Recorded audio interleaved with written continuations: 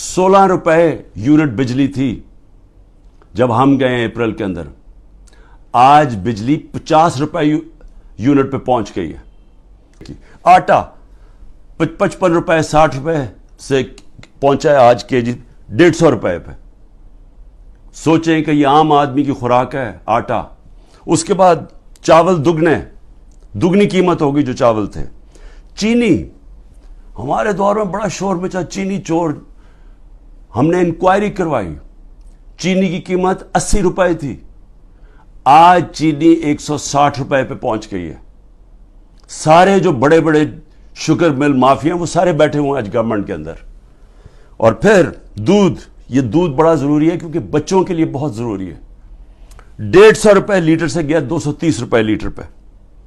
और दाल जो आम आदमी खाता है 310 रुपए से 520 रुपए पे गई है।